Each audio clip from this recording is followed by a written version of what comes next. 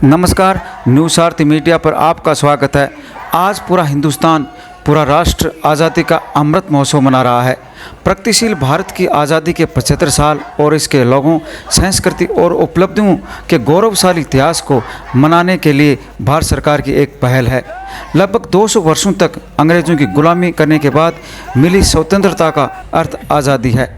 अमृत का अर्थ सेनानियों का बलिदान, क्रांतिकारियों का बलिदान, देश की आत्मनिर्भरता, देश की प्रगति, देश की उन्नति, इन सभी का अर्थ है अमृत।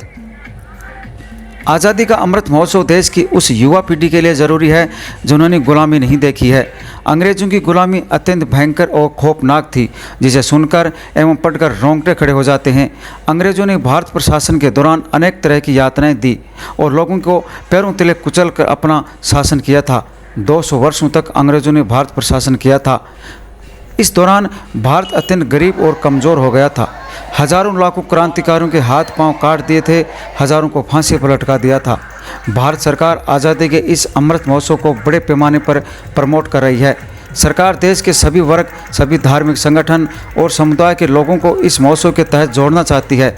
आम तौर पर तिरंगा 15 अगस्त और 26 जनवरी को ही फहराते देखा जाता है, वो भी सरकारी और गैर सरकारी दफ्तरों पर आज देश के करोड़ों लोगों के हाथों में राष्ट्रीय तिरंगा देखा जा रहा है। खेत खलियान से देश की राजधानी तक तिरंगा रैलियां निकाली जा रही हैं। हर भारतीय नागरिक गर्व से कह रहा है, अगर देश का सर्वोच्च सम्मान है तो वह है तिरंगा। कारगिल युद्ध के दौरान से आज तक जब भी कोई शहीद होकर उनका पार्थिव शरीर घर आता है तो तिरंगे में लिपटकर, उस समय तिरंगे को देखकर हर कोई फक्र से भारत माता की जय बोलता है। शहीद का बलिदान देखकर मनोबल में ऊर्जा भर आती है।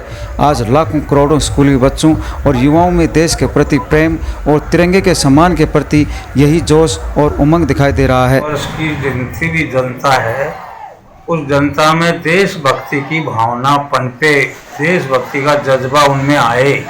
प्रत्येक देशवासी है, वो छोटा हो, बड़ा हो, किसान हो, मजदूर हो, नेता हो, सेना हो, सब लोगों में देशभक्ति का जो एक संचार हो, और वो कार्य है ना, वो केवल और केवल ये राष्ट्रीय ध्वज ही कर सकता है। ये 75 वर्ष हो गए आज़ादी को, तो 75 वर्ष को ध्यान में रखते हुए केंद्र सरकार ने अच्छा निर्णय लिया कि ये जो अमृत महोत्सव 75 साल पूरे होने पर हमको करें और देश के अंदर प्रत्येक नागरिक के अंदर देशभक्ति का जज्बा पैदा हो। ये इनका उद्देश्य और ये इनकी भावना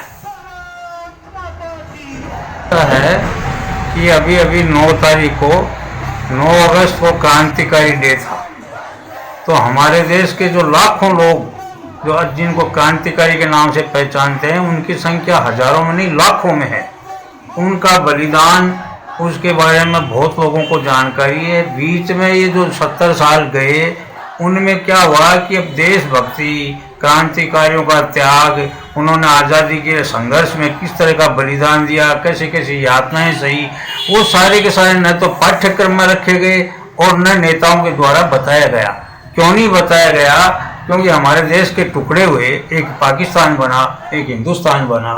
हमारे देश के जो अल्पसंख्यक जिनको हम बोलते हैं हमारे भाई बंधु, वो यहाँ भी बहुत अच्छी संख्या में रह गए।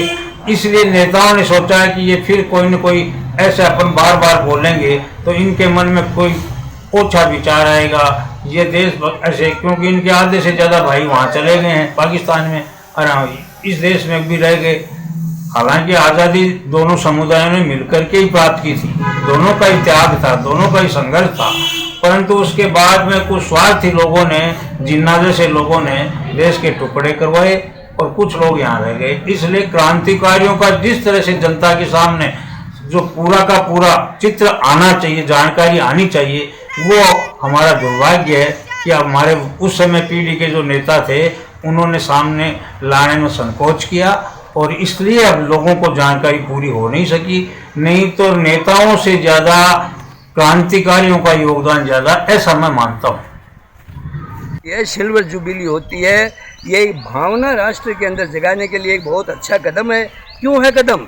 कि जो अपना लोकतंत्र था 47 के बाद में, तो कुछ एक वर्ष तक तो ये भावनाएं थी देश के लिए। उसके बाद में जितने भी अपने राजनेता थे, उन्होंने अपना धन बटोरना शुरू कर दिया और भाई भतीजावाद, नेपोटिज्म उनके अंदर पनप गई। सब वो नेपोटिज्म के अपने भाई भतीजावाद पर चले गए। पैसे सारे के सारे इकट्ठे करने लगे, अपनी फैक्ट्रियाँ खोलने लग गए, लेकिन विकास के अंदर कोई कमी नहीं थी। विकास के अंदर जितने भी IIT, IIM, जितने भी रिसर्च सेंटर हैं, भाभा इलेक्ट्रॉनिक्स का है, हावड़ा ब्रिज वगैरह है, फरक्का ब्रिज ये आपका है, जितने भी विकास के अंदर कोई कमी नहीं। जितने आयरन स्टील के कारखाने हैं, जमशेदपुर वगैरह के कारखाने हैं, बिजली का डेवलपमेंट हुआ है, हर चीज़ का डेवलपमेंट हुआ। लेकिन पिछले 15-10 साल के अंदर वो राष्ट्र प्रेम भूल करके धन का प्रेम करने लगे आदमी, उससे अपना लोकतंत्र खतरे में जा रहा है। इसलिए ये अच्छा स्टेप है कि युवकों को इसके प्रति जागरूक किया जाए, राष्ट्र प्रेम के प्रति जागरूक किया जाए। लेकिन इसके अंदर अपना एक ही शब्द वो याद करना चाहिए, हम भारत के लोग। ये जो हम भारत के लोग के अंदर जो लोकतंत्र है, सेकुलर कंट्री है, उसके अंदर जाति धर्म ये कुछ नहीं होता। जितने भी हैं, चाहे किसी भी जाति किसी भी धर्म का, पंजाब, सिख, मुसलमान, ईसाई, किसी भी जाति का हो, यहूदी हो, कहीं भी हो, इजरायली हो, वो भी भारत में भरे पड़े हैं, पारसी सब भारत में भरे पड़े हैं। वो जो शब्द है पहला उसकी वैल्यू होनी चाहिए कि हम भारत के लोग। तो हम जितने भी डिसाइड कर रहे हैं भारत के अंदर, वो सभी भारतवासी हैं। ये इनके अंदर द्वेषता नहीं फैलानी चाहिए, प्यार से रहना चाहिए, तभी ये सेकुलर देश और हम भारत वाले जो इस सत्य का। इस संदेश के बारे में ऐसा ही है कि टीनेजर्स ये छोटे बच्चों को प्रेरणा देने के लिए है, जिन्होंने आज कम से कम 47 के बाद में जो सबको देखा है, जो 20-25 साल के नवयुवक हो गए, वो तो इतिहास के बारे में ही जान सकते हैं। इतिहास में सही लिखा या गलत लिखा हो तो उनकी भावनाएं सही है या गलत है, वो भावनाएं तो अलग रहती है। उस भावनाओं से अलग उठ करके देश का माहौल ऐसा बनना चाहिए कि राष्ट्र के प्रति प्रेम हो।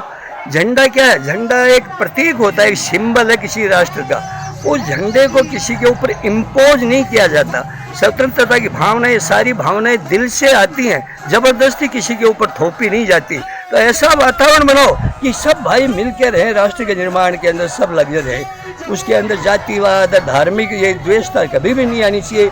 जिस देश में भी पॉलिटिक्स को, राजनीति को धर्म से जोड़ दिया, वो देश खत्म हो जाता है। अभी इतिहास है संसार का, राजनीति को धर्म से जोड़ते ही वो देश की तबाही हो जाती है। न्यूज़ सारथी 24 श्रवण कुमार नेचू, नवलगढ़, झुंझुनू।